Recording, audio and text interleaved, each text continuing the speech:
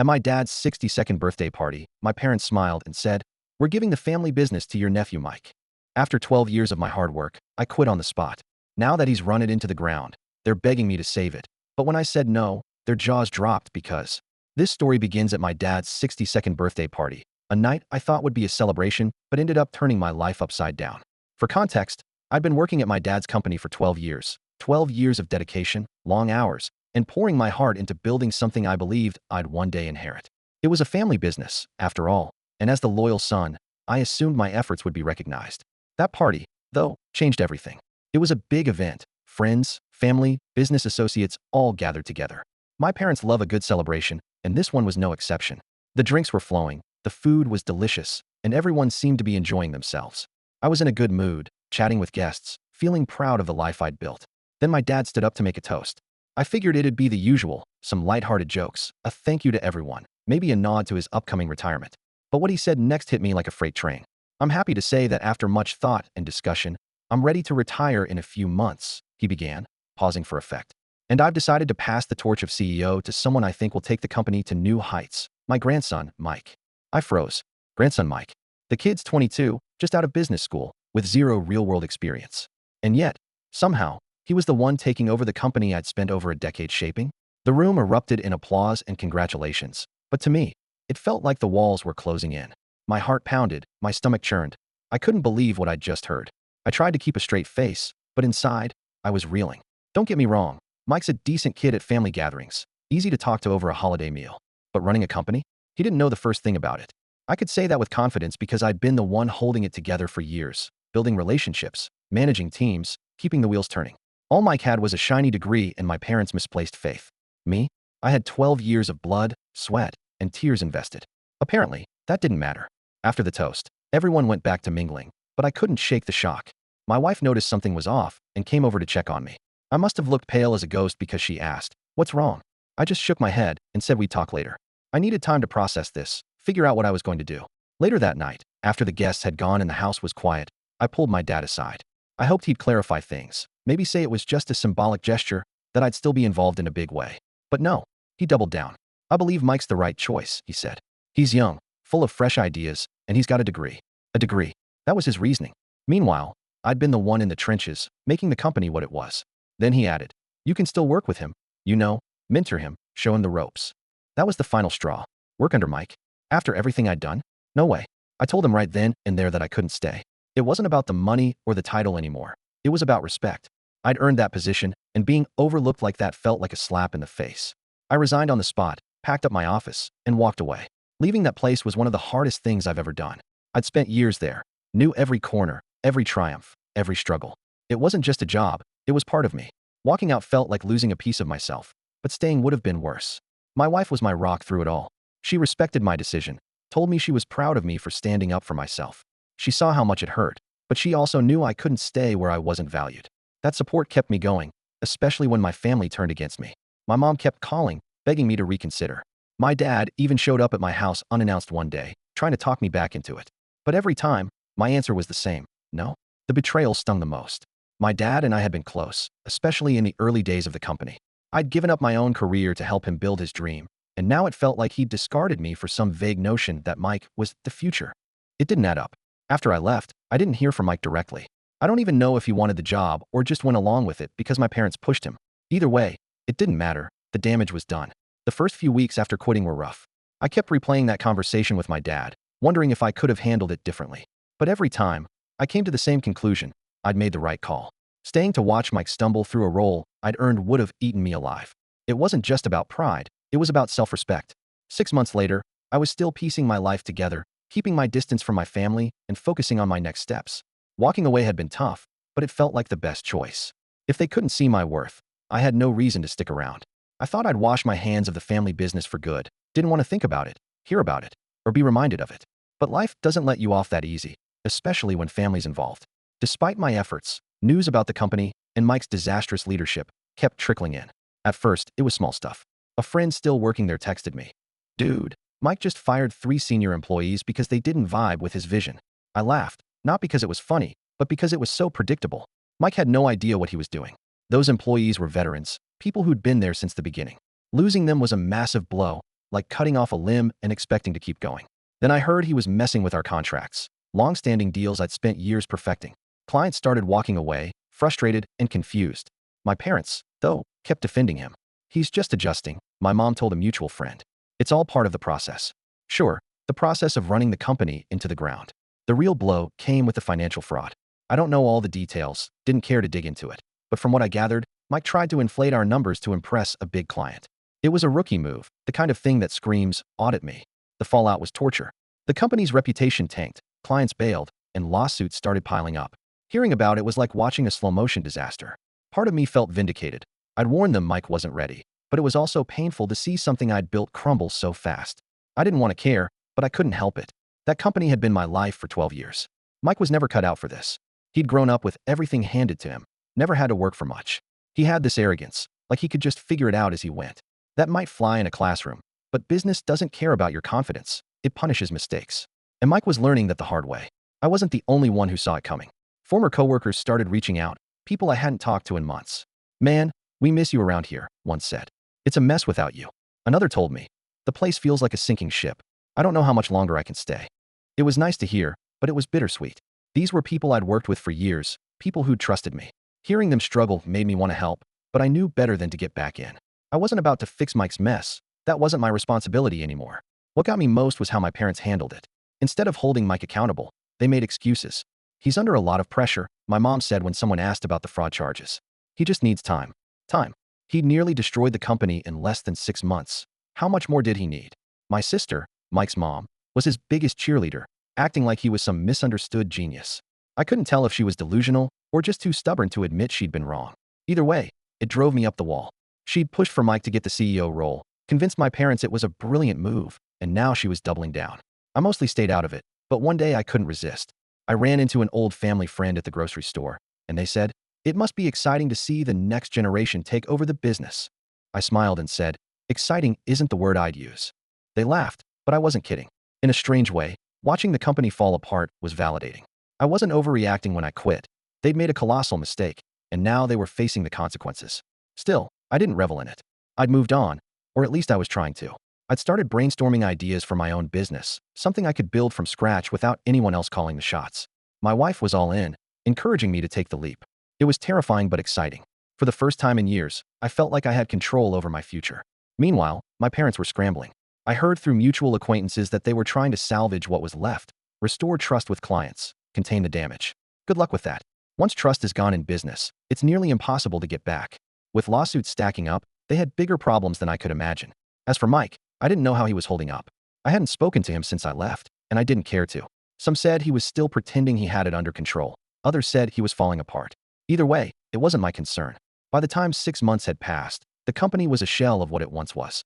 Clients were gone, employees were jumping ship, and my parents were desperate. They hadn't reached out yet, but I knew it was coming. And when they did, I knew exactly what I'd say. Sure enough, 6 months after I walked away, they showed up at my doorstep. They looked older, more worn than I'd ever seen them. My dad stood stiffly, like he didn't want to be there, but had no choice. My mom's face was pure desperation. I didn't invite them in right away. Part of me wanted to shut the door and be done with it. But I didn't. "Can we come in?" my dad asked, his voice shaky. I stepped aside silently, and they walked in. The tension was thick. My wife, who'd been in the kitchen, gave me a knowing look before heading upstairs. She knew this was coming too. I sat across from them, arms crossed, waiting. My mom spoke first. "We need your help," she said, her voice trembling. "The business is in trouble. Mike made some mistakes, big ones." I didn't say anything, just let the silence hang there. She wanted me to jump in, offer a solution. I didn't. "He's in over his head," my dad finally said, rubbing his temple. "The company's facing lawsuits, losing clients. We're barely hanging on." I'd imagined this moment a lot, them begging me to fix things, me laughing in their faces. But now that it was here, I just felt annoyed. It wasn't satisfying, it was pathetic. "What do you expect me to do about it?" I asked, my tone flat. My mom reached for my hand. "You know the business better than anyone," she said. "We need you to come back. Please." Her words hit hard. For years, I'd wanted them to see my value, to admit I'd been the backbone of the company. Now they were begging, but it didn't feel good. It felt like an insult. They still expected me to fix their mess. "Why don't you ask Mike?" I said, pulling my hand back. "He's the CEO, right? Let him figure it out." "Mike can't handle it," my dad snapped, frustration breaking through. "We made a mistake. We see that now. But this is bigger than him. It's about the company, about everything we've built." "Everything I've built," I corrected. I'm the one who spent 12 years making that company what it was. And you tossed me aside like I didn't matter. My dad sighed, leaning back. We thought we were doing the right thing, he said. We thought Mike would bring something new. But you were right. He wasn't ready. And now we're paying for it. Hearing him admit that should have felt good, but it just made me angrier. They'd known Mike wasn't ready. I told them 100 times, but they ignored me. Now they wanted me to swoop in and save the day? I'm sorry, my mom said, tears in her eyes. We were wrong. We should have trusted you. But it's not too late. You can still fix this. I stood up, pacing. You want me to fix it? I said, my voice rising. You think I can just walk back in and make it all better? Do you even hear yourselves? You didn't trust me before, but now that you're desperate, I'm suddenly good enough? They didn't respond, and the silence fueled me. You're asking me to put my life on hold again, to bail you out of a mess you made. For what? So you can thank me and then shove me aside again? That's not what this is, my dad said firmly. This is about saving the company, our legacy. Your legacy, I shot back. Not mine. Not anymore.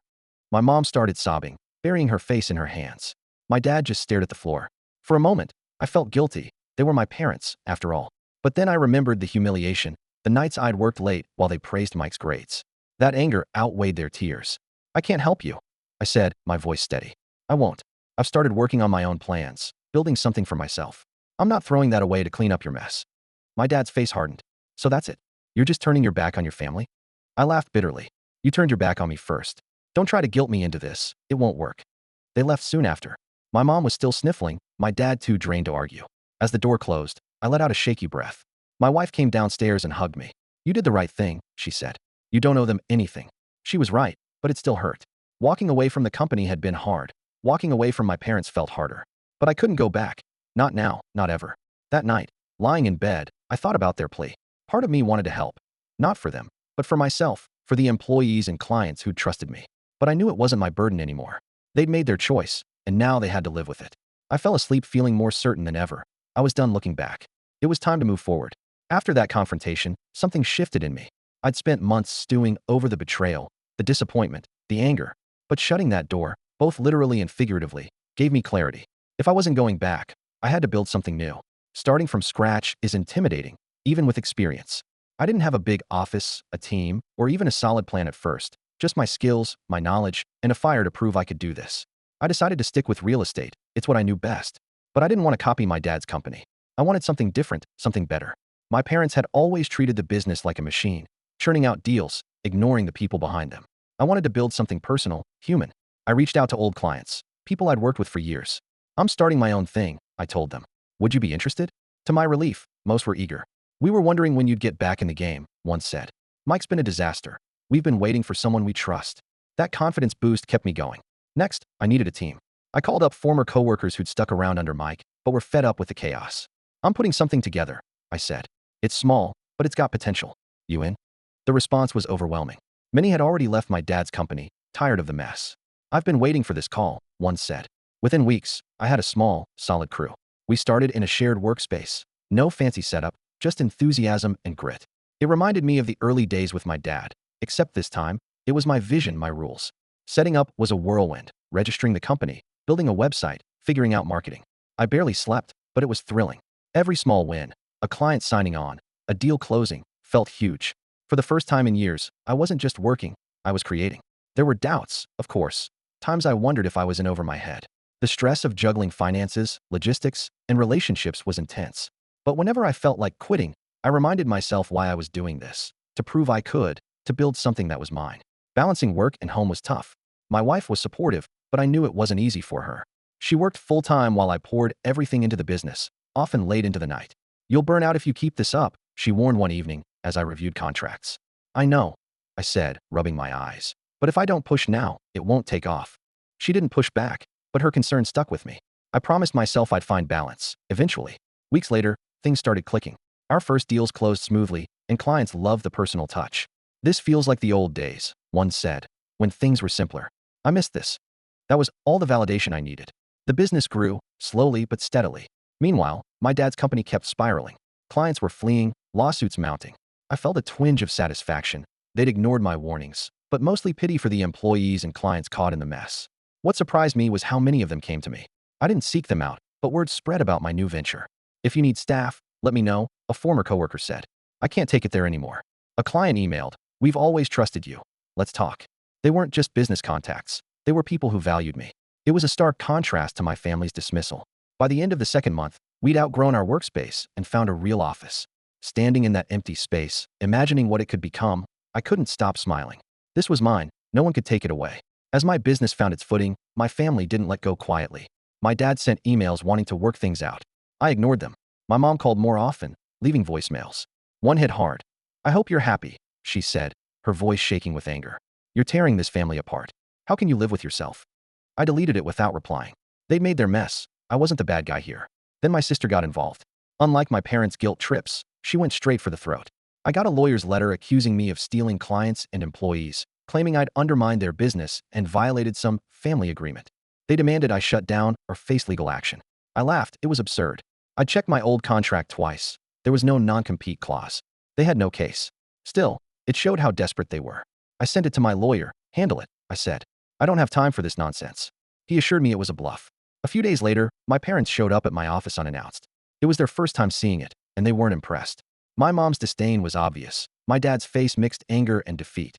"Do you really think this will work?" he asked, gesturing around. "You're playing a dangerous game." I leaned back, calm. "It's already working," I said. "And it's not a game."